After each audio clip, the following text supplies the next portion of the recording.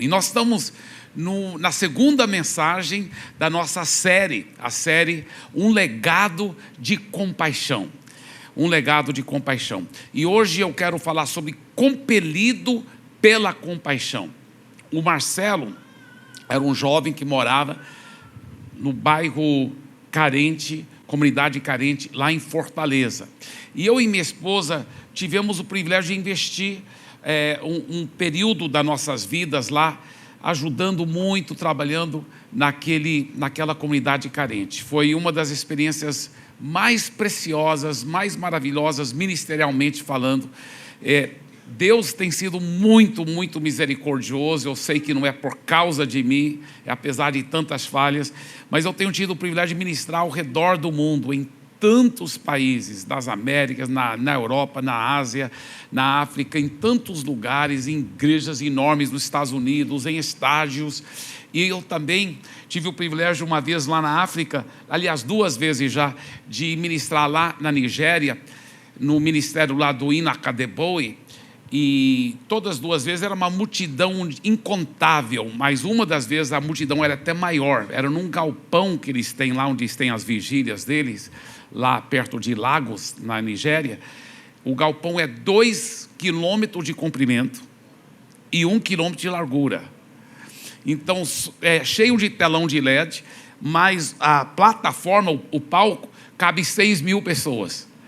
E aonde eu preguei, então, era um lugar bem privilegiado no palco, você podia ver longe, mas até o horizonte acabar era só multidão, você não dava para ver o final do galpão, 2 quilômetros, né? E calculadamente tinha lá, presencialmente, né, 2,5 milhões de pessoas.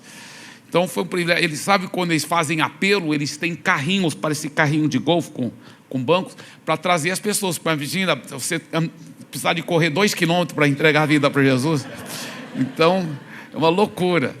Mas de tantas experiências maravilhosas que eu já tive no ministério, naquela comunidade carente, foi uma das experiências mais preciosas que eu e minha esposa já tivemos, porque nós vimos tantas famílias sendo transformadas, casamentos restaurados, pessoas libertas das drogas, da prostituição. Quantas famílias acabaram até mudando depois, porque Deus prosperou a vida deles, saindo da favela para morar em um local bem melhor, e foi muito lindo, muito lindo. E o Marcelo era um jovem tão perdido nas drogas, na bebida, mas ele converteu, entregou a vida para Jesus. Ele estava tão alegre, mas aí ele desviou e depois reconciliava e desviava de novo. Eu lembro uma vez chegando meio de surpresa lá na comunidade carente, numa noite, tinha uma barraca assim, bem simples, pequenininha, onde eles bebiam muito, e eles estavam tudo em roda, bebendo e cantando e tocando pagode, e eles não me viram se aproximar, e o Marcelo nem soube que eu pude ouvi-lo, mas eu ouvi ele dizer lá para os outros, que ele me viu, e ele falou, sujou. Porque eu chegava lá, abraçava todo mundo e amava, e ficava declarando para o Marcelo, Marcelo, eu te vejo um grande homem de Deus, te vejo um grande homem de Deus. Bem, um dia minha esposa estava fazendo visitas lá na comunidade carente, e eu estava em casa, tirando tempo com Deus, preparando mensagem. Minha esposa chega em casa e fala, amor, eu acho que você deve ir lá agora para a barraca do Marcelo. Eu falei, mas por que agora, amor? Porque eu tinha tanta coisa para fazer, eu não estava com plano de ir lá agora, lá na comunidade carente. Ela falou, não, mas eu estava passando lá, ela falou que eu vi uma nuvem negra em cima da barraca dele. Eu acho que é alguma coisa muito séria, estou sentindo de Deus, você deve ir lá. E minha esposa é muito cheia de Jesus, e eu pensei, poxa, mas se ela teve essa visão e ela está sentindo isso, é porque Deus está falando mesmo. Então me arrumei para ir, né? Tirei o relógio e essas coisas, como sempre, e fui lá. Quando eu cheguei na frente da barraca do Marcelo, bati palmas, ninguém atendeu. Tinha uma portinha do lado, assim, bem pequena, eu bati na porta, ninguém atendeu, então eu abri, empurrei um pouco a porta para olhar, e ainda bem, porque se eu tivesse chego talvez 5 minutos mais tarde, teria sido tarde demais. O Marcelo estava em cima de um tamborete, ele tinha amarrado a corda, já estava com laço, e estava colocando na cabeça dele, literalmente assim, quando eu abri a porta. Eu, não, para! E eu fui lá e tirei ele do tamborete, e eu subi, desamarrei a corda, e ele falou, deixa eu morrer, pastor. Ele estava bêbado, drogado. Eu falei, não, você não vai morrer, você é um homem de Deus, eu já disse, Deus vai te usar grandemente, Deus tem planos grandes para a sua vida. E fui bem bravo com ele, com muito amor. E aí eu lembro que eu depois peguei a corda, levei para casa de um outro irmão lá na comunidade carente da nossa igreja. Eu falei, olha, você guarda essa corda, ela pertence ao Marcelo, mas não deixa nem ele ver essa corda, temos que ajudar o Marcelo. E ficamos aplicando fé. Eu lembro uma noite, ligaram lá da portaria do condomínio onde eu morava, dizendo, o Marcelo está aqui. Eu falei, tá, eu já vou. Aí ele falou, olha, ele está bêbado, drogado aqui, alguma coisa. Aí minha esposa até falou, amor, você não pode ficar deixando esse pessoal drogado ficar entrando no condomínio, que o pessoal do condomínio vai começar a reclamar com a gente. Eu falei, não, ele não vai entrar, eu que vou sair. E eu fui lá para a portaria, saí do condomínio, sentei na calçada, e o Marcelo, pastor, por que o senhor acredita em mim? Deixa eu morrer, pastor, deixa eu morrer. Eu falei, não, cara, Deus tem um plano para a sua vida, eu vejo você um homem de Deus. Ele falou, mas eu não consigo parar de tomar droga, eu não consigo parar de beber, o que eu faço? Eu falei, cara, você tem que se expor à palavra, tem que se expor à palavra, a palavra de Deus. Ele falou, mas como que eu faço? Eu estou toda hora, eu não consigo parar. Eu falei, vai bêbado mesmo, vai para o culto, vai para o nosso treinamento de líderes, vai para o Life Group, vai bêbado mesmo, vai drogado. É para ir bêbado, pai, vai. E ele chegava lá, o pastor que me mandou. E daqui um pouco eu vou contar mais a história do Marcelo, antes de terminar a mensagem. Mas, o que é compaixão? Nós estamos falando, né, de um legado de compaixão, compelidos por compaixão, pela compaixão. Mas o que é compaixão?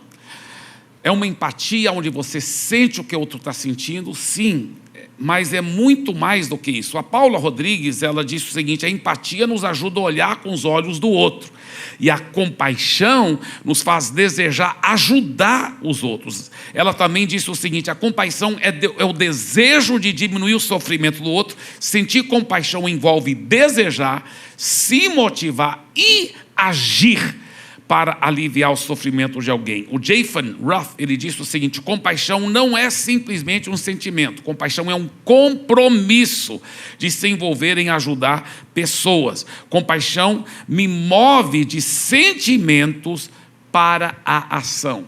Agora, interessante porque estamos agora, ontem e hoje, encerrando esse grande jejum de 21 dias de todas as Past Church. Muitos aqui estavam jejuando, né, uma refeição por dia, parabéns. Eu sei que nós temos ouvido muitos testemunhos, eu sei que Deus tem feito muitos milagres, mas você sabia que a compaixão tem tudo a ver com o jejum verdadeiro, o jejum bíblico? Olha um dos capítulos principais sobre jejum na Bíblia, que é Isaías 58, olha o que ele diz. É o povo de Deus que está dizendo isso, eles estão dizendo para Deus, por que jejuamos? Se tu nem notas, não está respondendo nossas orações. Por que nós nos humilhamos, se tu não levas isso em conta? Aí Deus responde, ele diz, acontece que no dia em que jejuam, vocês cuidam dos seus próprios interesses e oprimem os seus trabalhadores. Será que não é este o jejum que escolhi, que vocês quebrem as correntes da injustiça, desfaçam as ataduras da servidão, deixem livres os oprimidos e acabem com todo tipo de servidão? Em outras palavras, está dizendo, quando você jejuar, você tem que não só parar de comer, mas parar de fazer as coisas erradas. Trata bem as pessoas que trabalham para você, pagam eles bem, trata eles com humanidade, com carinho, com amor. O que mais ele diz? Será que não é também que vocês repartam o seu pão com os famintos, recolham em casa os pobres desabrigados, vistam os que se encontram nus e não voltem as costas ao seu semelhante? Então ele está dizendo, olha, o jejum bíblico é cheio de compaixão, e compaixão é cheio de ações concretas de ajudar o seu semelhante.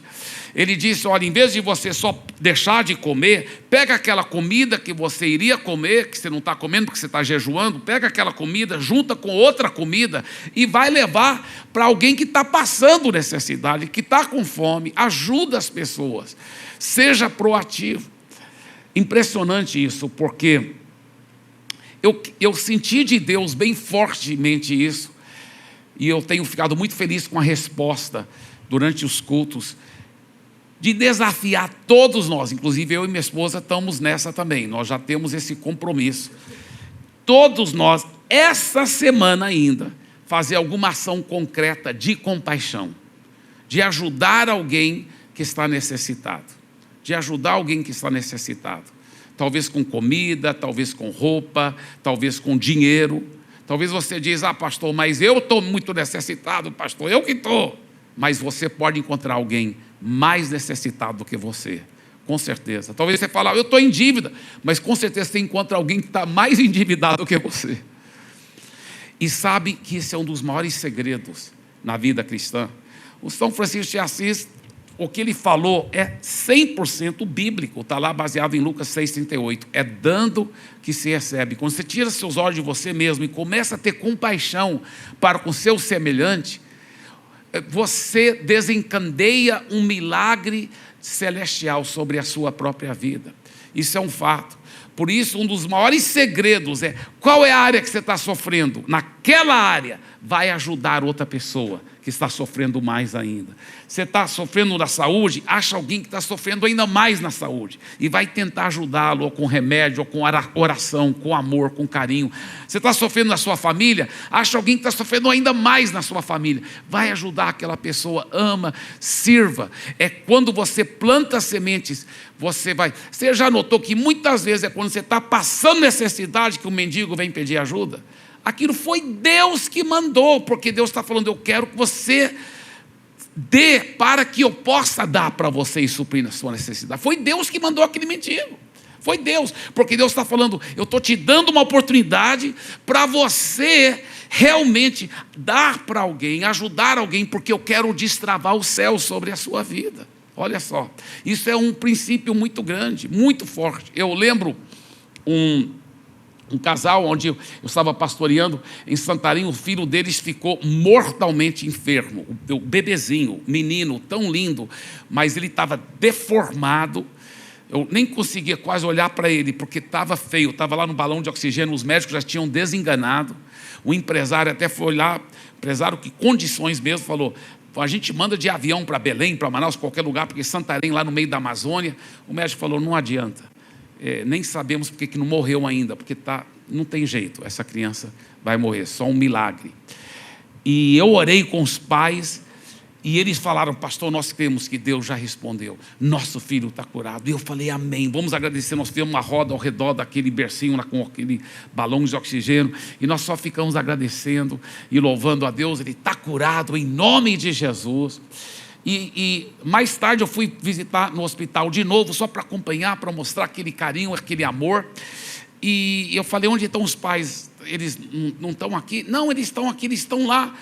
Eu fui ver, sabe o que eles estavam fazendo? Orando por outras crianças que estavam doentes no hospital e confortando os pais das outras crianças. Eles falaram: pastor, nós estamos fazendo isso porque nós já cremos que nosso filho está curado.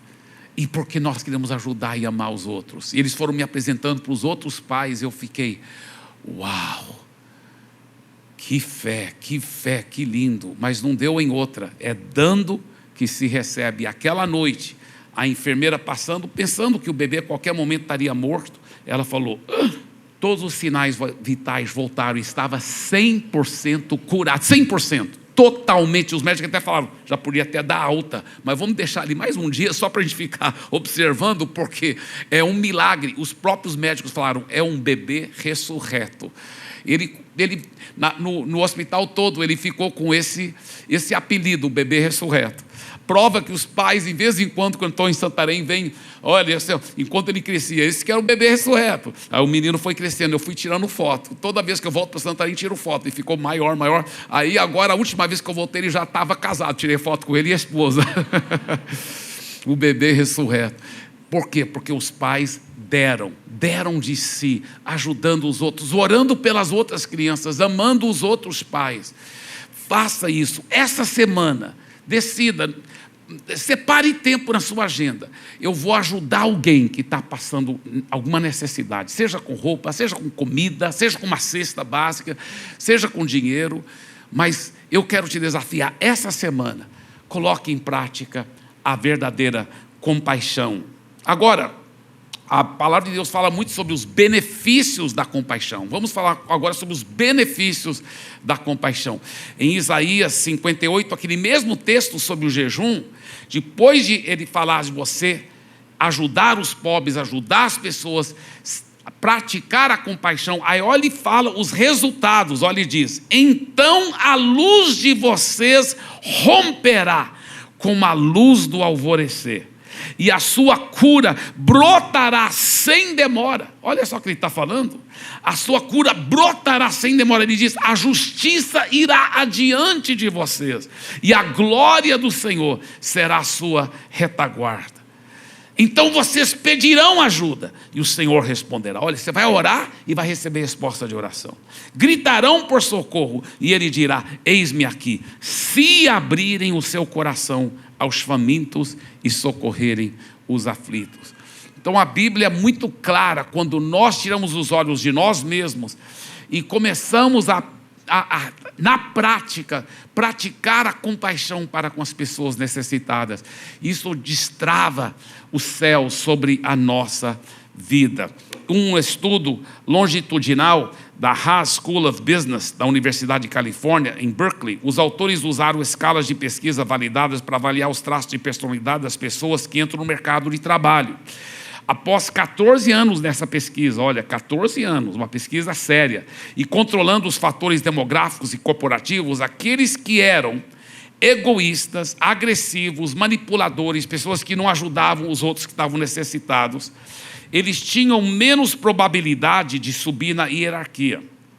Em vez disso, aqueles que eram generosos e agradáveis, pessoas que ajudavam os outros necessitados, essas pessoas tinham maior probabilidade de serem promovidos a uma posição de poder. Uma outra pesquisa feita pela Universidade de South Carolina, em Carolina do Sul, pesquisou amostras representativas da população em geral nos Estados Unidos e países europeus. Em uma ampla gama de níveis de renda, descobriu que pessoas com motivação prosocial, pessoas que têm essa motivação de procurar ajudar as pessoas que estão passando necessidade, essas pessoas, elas tendem a ter rendas mais altas em comparação com pessoas egoístas. E um outro estudo canadense avaliou os traços de personalidade de quase 3 mil alunos do jardim de infância e ficou acompanhando esses alunos por 30 anos. Imagina, acompanhando na pesquisa quase 3 mil alunos desde o jardim de infância por 30 anos, para ver como que a vida ia ser.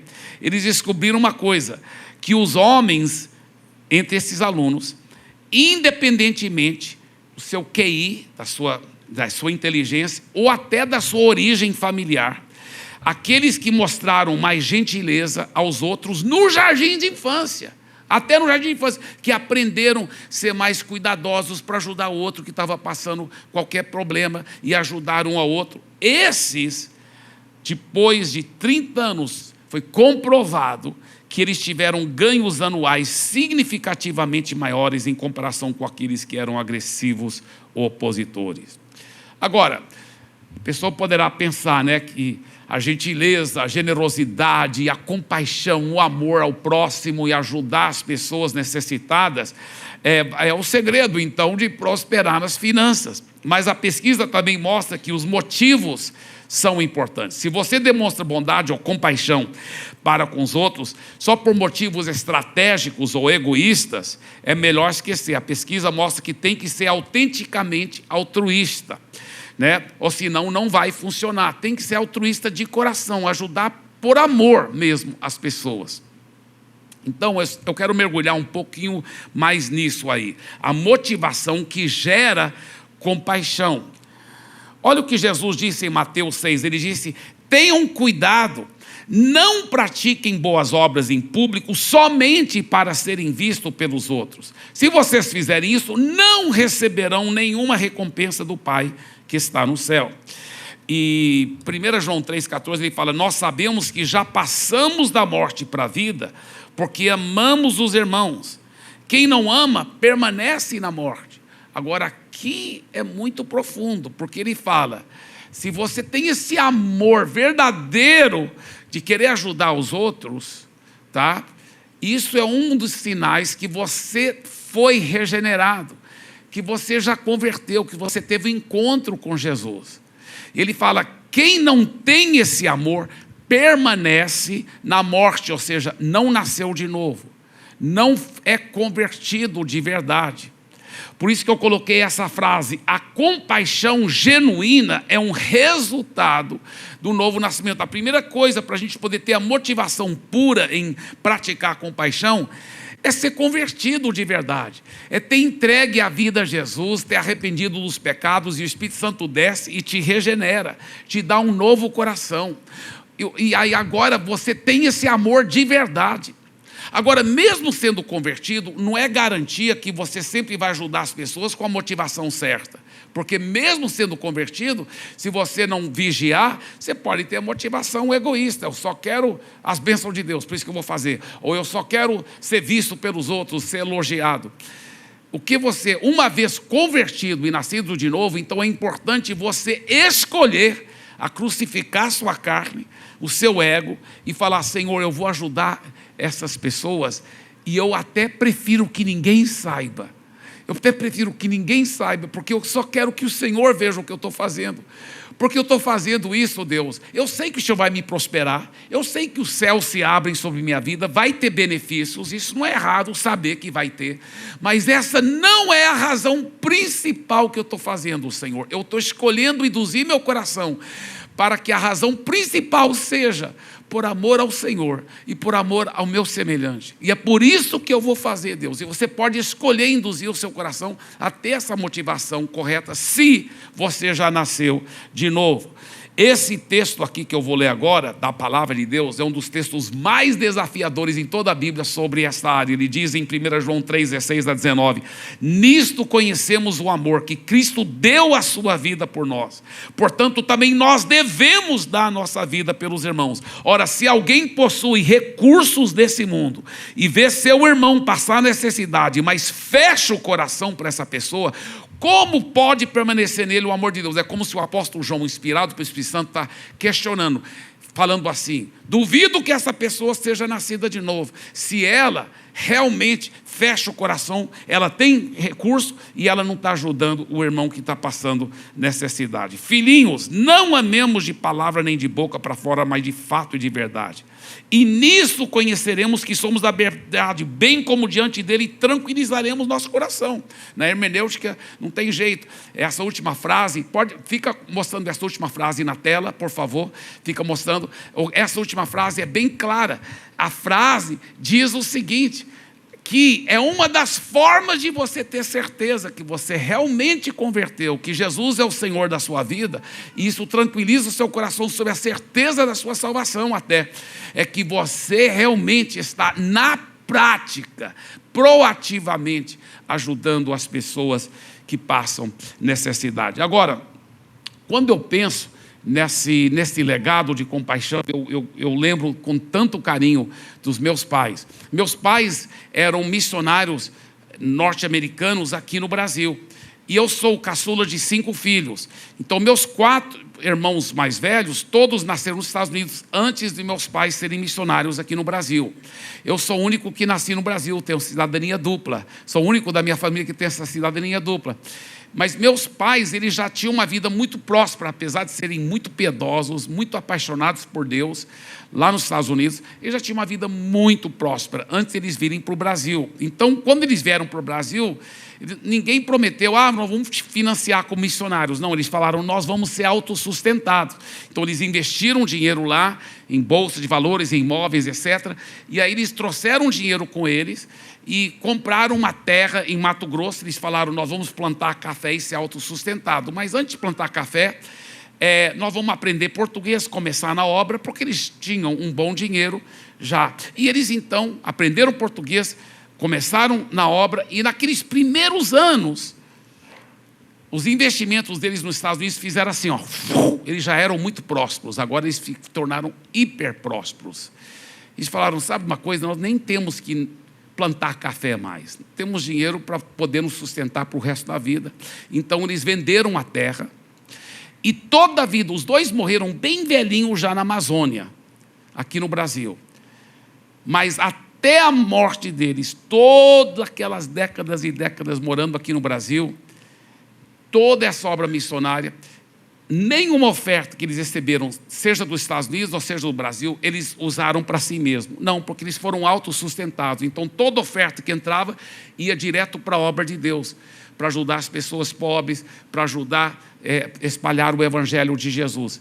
Mas, além disso, meus pais tiraram do seu bolso, eu não estou exagerando, milhões e milhões de dólares para ajudar na obra de Deus, para ajudar a alcançar mais vidas, milhões mesmo, construindo igrejas, sustentando pastores brasileiros, missionários brasileiros. Eles realmente deram tanto, ajudando as pessoas com cursos, eu lembro com 5 anos de idade, eu nasci em Belo Horizonte, meus pais trabalhavam no interior de Minas, e lá em Belo Horizonte mesmo, eu lembro com 5 anos de idade, indo com minha mãe para as favelas lá de Belo Horizonte, e ela tinha feito sopa, e ela dando e amando e cuidando de vidas e ajudando as pessoas. E toda a vida foi assim, amando e se dando, ao ponto, eu realmente não sabia que nossa família era tão rica. Por quê? Porque meus pais viviam de uma forma muito econômica, né? Nunca faltava nada em casa, mas sempre era muita economia, não tem que economizar, tem que cuidar, e de uma forma muito simples. Eu até falo com muito carinho, no certo sentido, talvez até eles exageraram na simplicidade, sempre economizando, ao ponto que eu jamais imaginava que a gente tinha todos aqueles recursos, né? Com uns 10 anos de idade, um dos meus irmãos mais velhos falou, não, nós somos muito ricos, papai e mamãe têm muito dinheiro nos bancos dos Estados Unidos, milhões e tudo. Eu falei, mentira. Aí depois eu fui perguntar para eles, papai, mamãe, é verdade que a gente tem tanto dinheiro nos bancos dos Estados Unidos? Eles falaram, é verdade, meu filho, Deus tem sido muito bom para conosco. Eu falei, mas se é verdade, por que a gente toda hora está economizando? Toda hora vivendo uma vida bem simples, cuidadoso? Eles falaram, sabe por quê, meu filho? Quanto mais a gente economiza, tanto mais recursos nós vamos ter para poder ganhar mais vidas para Jesus. Então eu cresci com esse coração, vendo meus pais assim, ao ponto que nós 5 filhos fomos contagiados por esse amor a vidas, por essa compaixão de dar vida para ajudar outras vidas, outras pessoas conhecerem a Jesus. E final de semana que vem eu vou contar algumas mais histórias muito fortes, mas deixa eu te dizer alguma coisa que é muito, muito forte. Nós 5 crescemos vendo essa compaixão de uma forma tão forte que todos nós 5 nos tornamos pastores e missionários. Nós falamos, não, nós também queremos dar a nossa vida assim, desse jeito, igual papai e mamãe fizeram. E quando você participa da Past Church, se torna membro da Past Church, você entra debaixo desse legado de compaixão, desse legado onde realmente o céu é escancarado sobre a sua vida. Por quê? Porque essa compaixão de ajudar o seu semelhante, de amar o próximo, de dar a sua vida para o próximo, é um legado realmente muito precioso, muito especial para a glória de Jesus. Esse legado continuou na vida do meu irmão mais velho, o Lucas, o pastor Lucas. E o meu irmão mais velho, nós já tínhamos mudado de Minas Gerais, agora estávamos em Goiás. Meu pai plantou muitas igrejas em Minas Gerais, plantou muitas igrejas em Goiás.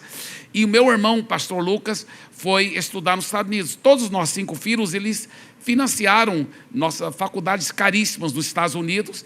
E o Lucas, depois que ele formou, eu ainda estava estudando ensino médio, ele ou até antes, talvez antes, ensino fundamental, só sei que ele volta para o Brasil e...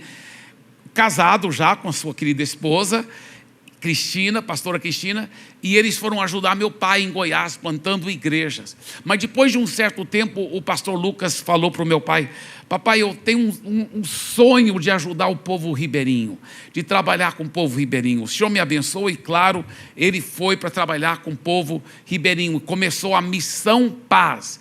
Paz é uma sigla, PAZ significa Projeto Amazônia.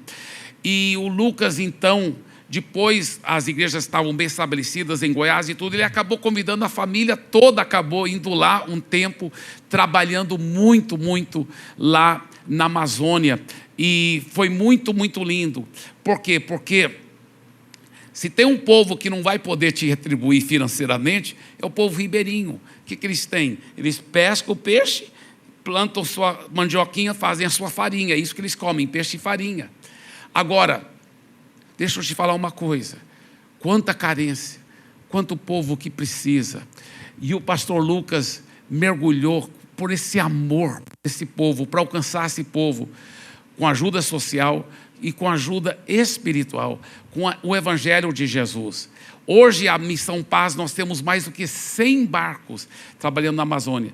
10% de todas as entradas, de todas as Paz Church, de todo o Brasil, vai para lá, para ajudar. Vai para ajudar. Quando você dá oferta, dízimo aqui, 10% está indo para lá. Para ajudar. Por quê? Porque nós temos essa paixão por esse povo ribeirinho, esse povo tão carente, esquecido. Muitas vezes nem o governo liga para eles. Tanta carência, tanta carência. Mas nós temos levado equipes de médicos, inclusive aqui da igreja, equipes de médicos, dentistas, enfermeiros, e tem sido um trabalho maravilhoso, ao ponto que o pastor Lucas e a sua família foram morar num barco, para poder evangelizar melhor e alcançar mais pessoas e viajar mais com a família dele, porque às vezes 10 dias de viagem só para chegar num ribeirinho, lá numa das afluentes da Amazônia. 10 dias de viagem, imagina. Então, para não deixar a família, eles foram morar no barco e os filhos estudando no barco. Só que numa dessas viagens, né, eles viajando, a história é comprida, mas era para a Esther estar com a Sara, a irmã mais velha, e a Sara pensou que a Esther estava com os pais, estava em lugares diferentes no barco, e a Esther acabou caindo no rio e ninguém sabia que ela tinha caído. Quando foram procurar, a Esther tinha 7 anos de idade, ela estava começando a aprender a saber nadar. E eles, Esther, pensando que ela estava escondida nos armários ou no camarote. Esther, sai agora, não é brincadeira, a mãe gritou, apavorada. Esther, se você está escondendo, sai agora, senão você vai apanhar, isso não é jeito de brincar. Só que ela não estava escondendo, ela já tinha caído no rio, só Deus sabe quanto tempo antes. Eles calculam que foram algumas horas que ela ficou naquele rio. E o pior, o rio era no rio Tapajós. O rio Tapajós é uma das afluentes principais da Amazônia. Tem lugares no rio Tapajós que você não vê o outro lado, de tão largo que ele é. E as ondas são grandes. E eles ficaram apavorados. Eram mais ou menos talvez 2 horas. E eles ficaram procurando. Eles viraram o barco. O Lucas pediu a Cristina para guiar o barco. E ele ficou em cima do teto do barco, tentando olhar pelas ondas, e eles andando, tentando voltar por onde viram, mas era um mar, como achar? E precisava de achar antes de escurecer, senão, aí que não teria mais chance.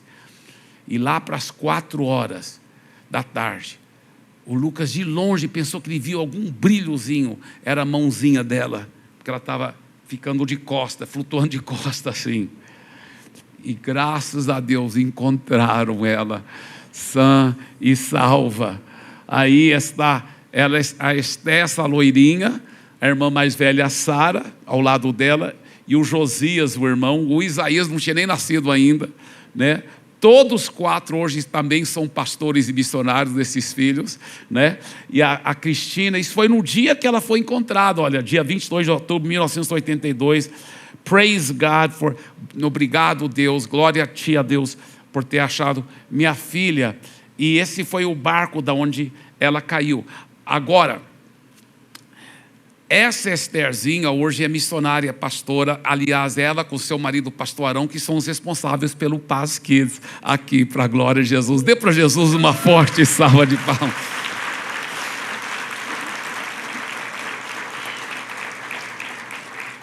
Então, é um legado de compaixão. Esse legado de compaixão que nós estamos falando esse mês de fevereiro, da gente desfrutar disso, da gente valorizar, da gente vivenciar esse legado de compaixão, porque é um legado assim tão poderoso, tão precioso. E antes de encerrar aqui, eu ainda quero falar sobre a compaixão em ação. Em Mateus 9:36, ao nosso versículo, um dos versículos chaves dessa série, ao ver as multidões, Jesus se compadeceu delas, porque estavam aflitas e exaustas como ovelhas que não têm pastor. No grego, na realidade, está escrito, ele teve compaixão. E essa palavra compaixão no grego é a palavra splagisinizomai. Fala 3 vezes bem rápido que você fala em línguas na certa. Mas essa palavra complicada no grego, ela significa o seguinte: ser movido pelas entranhas. Na realidade é pelos intestinos, sabia disso? Porque a palavra raiz que forma essa palavra aqui é intestino. Intestino, ser movido pela compaixão, ter compaixão, ser movido. Por isso que eu coloquei o tema dessa mensagem, compelido pela compaixão. Porque comparando no mundo natural, quando o seu intestino está movendo muito, você não pode ficar parado, não é mesmo? Você tem que correr para o banheiro, não é mesmo? E aqui está falando ser movido pelas suas entranhas, por uma compaixão. E quando o cristão, ele resiste isso, ele fecha o coração e não aceita isso, ele vai travando por dentro. É como se fosse uma constipação espiritual, ao ponto que as coisas vão travando na vida espiritual dele. Os céus se tornam de bronze. Ele não sabe por que as coisas estão travadas na vida, a coisa não dá certo. Sabe por quê? Porque está cuidando só de si. Ele não está achando alguém mais carente do que ele para ele ajudar. Você quer destravar os céus, quer abrir os céus para que a luz de Deus brilhe na sua vida? Mergulhe nesse legado de compaixão. A sua vida vai mudar.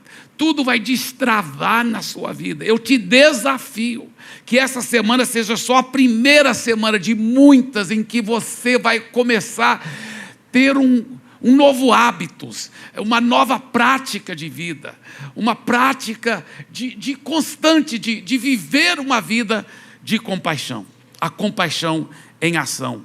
Nós podemos ver que essa mesma palavra no grego, ela é tão forte, ela é usada vez após vez na Bíblia. Se você pesquisar no grego, você vai ver isso. Ela é usada vez após vez antes de Jesus operar grandes curas. A Bíblia fala, ele movido, compelido por compaixão, aí curou o leproso. Compelido por compaixão, curou o cego. A viúva estava saindo da cidade numa procissão, uma multidão, porque era o único filho dela que tinha morrido. E a Bíblia fala que Jesus, compelido por essa mesma palavra, compaixão, ele toca no caixão, ele manda o rapaz ressuscitar, o rapaz ressuscita. Quando você é compelido por compaixão, você atrai milagres para a sua vida, você atrai ressurreições, você destrava os céus. Sabe por quê? Porque a compaixão precede os milagres. A compaixão precede os milagres. Eu te desafio para começar a ter um novo estilo de vida, uma vida de compaixão. E na realidade, você pode ver que todas as pessoas caem em 3 categorias, de 3 atitudes diante de pessoas necessitadas. Existem 3 atitudes que as pessoas podem ter. Todos aqui têm uma dessas 3 atitudes.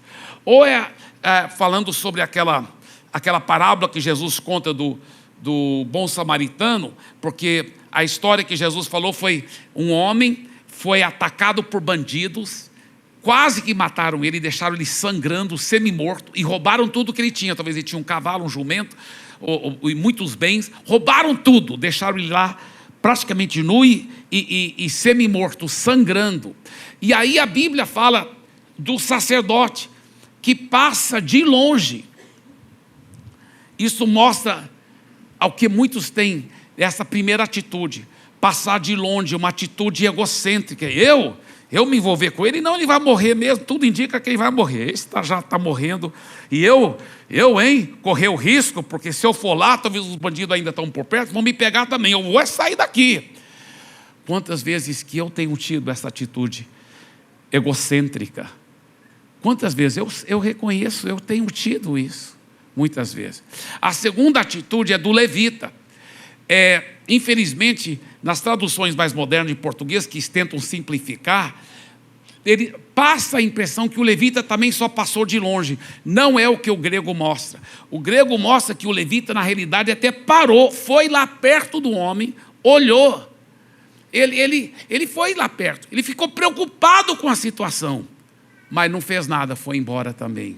Quantos de nós, às vezes, até sentimos nossa consciência se apaziguar, porque a gente falou, estou preocupado e tudo, mas não faz nada, o que adiantou? O que adiantou? É a segunda atitude que muitos têm. E a terceira atitude, a atitude do bom samaritano, que teve compaixão. O bom samaritano, com certeza, estava lá, andando no seu jumento, feliz da vida, talvez foi passear, quando o dia pente, ele vê o homem. Poxa, mas eu estou no meu jumento, 0 quilômetro, estou no 2024, está com GPS, tela de LED aqui, está com a direção autônoma da Tesla, o FSD, Full Self-Driving Mode. Poxa, dirige até automaticamente, posso até dormir aqui, ele dirige sozinho, meu jumento.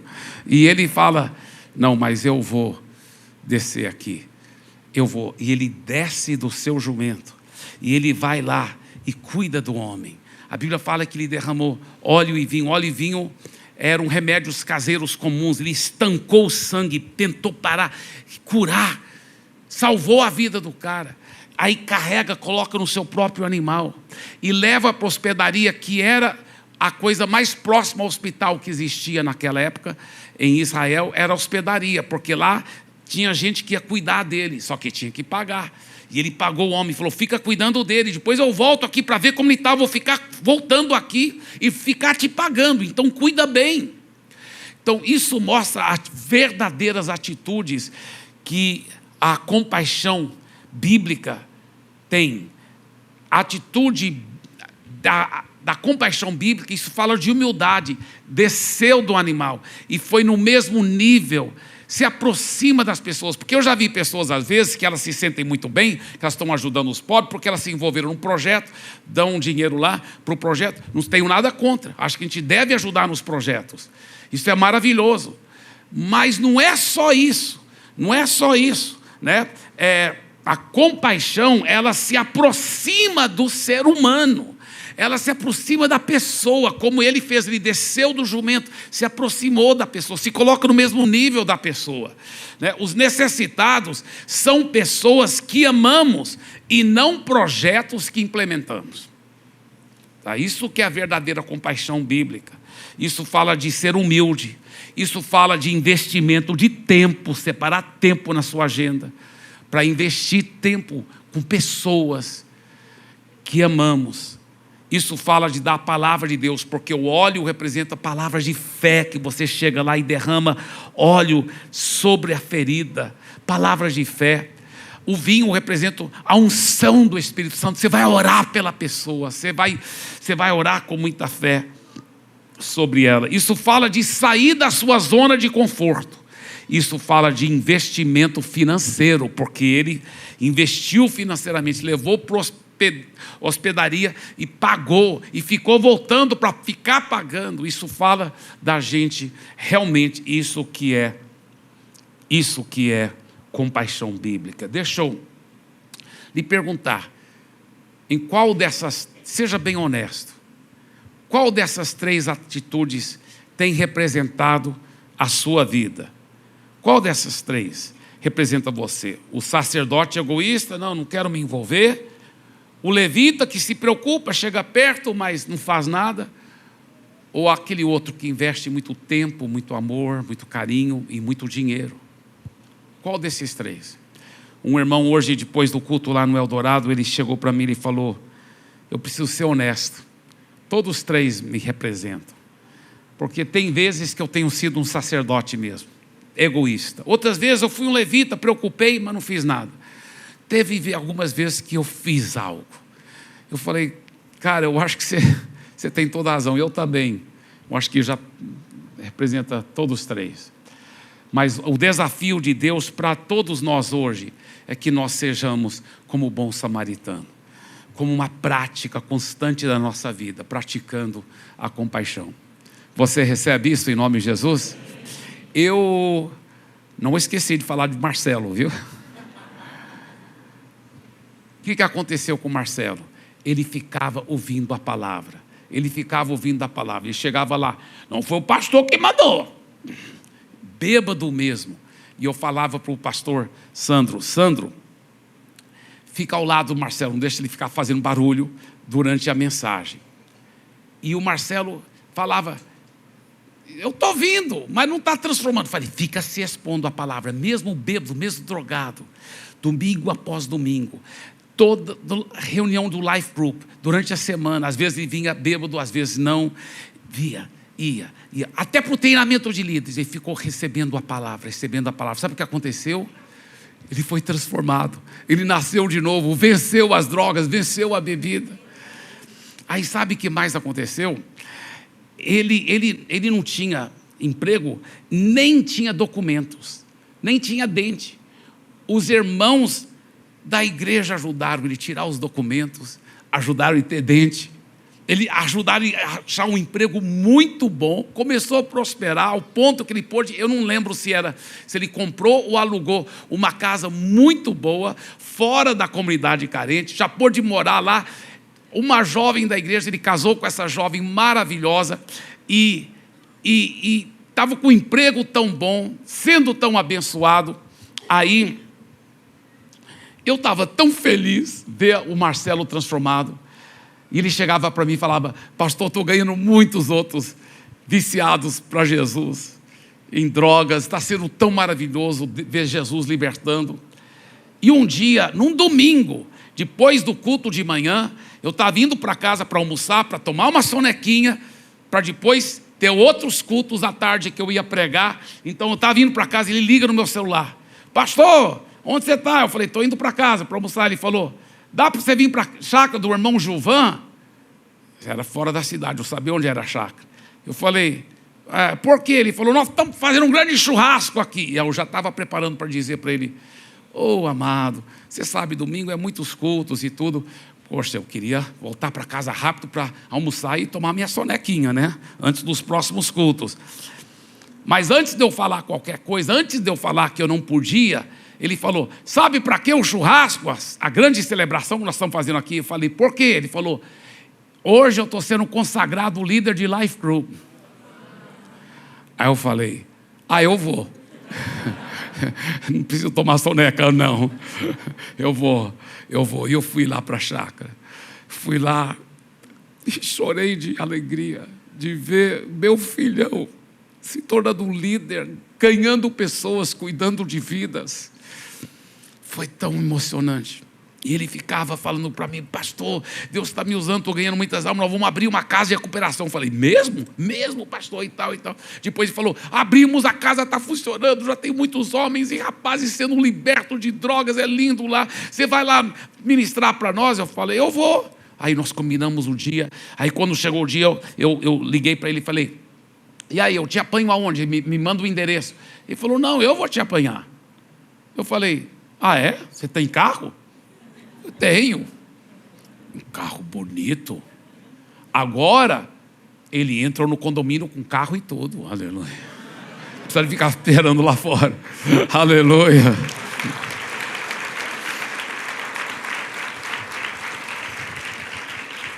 E era uma chácara linda, uma casa tão linda, uma horta grande, um campo de futebol e aquele monte de homens e rapazes. E ele ministrando, e ele chamando ele de pastor. Ele não era pastor ainda, mas chamava ele, pastor Marcelo, pastor Marcelo. E ele sendo tão usado por Deus. E aí, o Marcelo, sabe o que ele fez? Tivemos um culto lá, um tempo de louvor. Aí quando ele foi me apresentar, antes de eu pregar, ele falou: esse é o cara que, quando eu estava com a corda no meu pescoço, que eu ia me enforcar, tirou a corda das minhas mãos. Esse é o cara. E se Jesus transformou a minha vida, Ele transforma a sua também. Foi muito forte. Depois que me levou de volta para o condomínio, parou na frente da minha casa, eu desci do carro, ele também desceu, eu abracei ele bem forte, falei: cara, estou com santo orgulho de você, é lindo o que Deus está fazendo através da sua vida, glória a Deus. Aí nós abraçamos, conversamos. Aí eu fui entrar na casa e eu pensei que ele ia entrar no carro, e ele falou: pastor, choveu que está aqui atrás, o decalque, era no para-choque de trás do carro. Eu falei: não. Aí eu fui ver, estava lá um decalque bem grande que ele tinha mandado fazer: obrigado, Jesus e meu pastor, por não desistir de mim. Aleluia.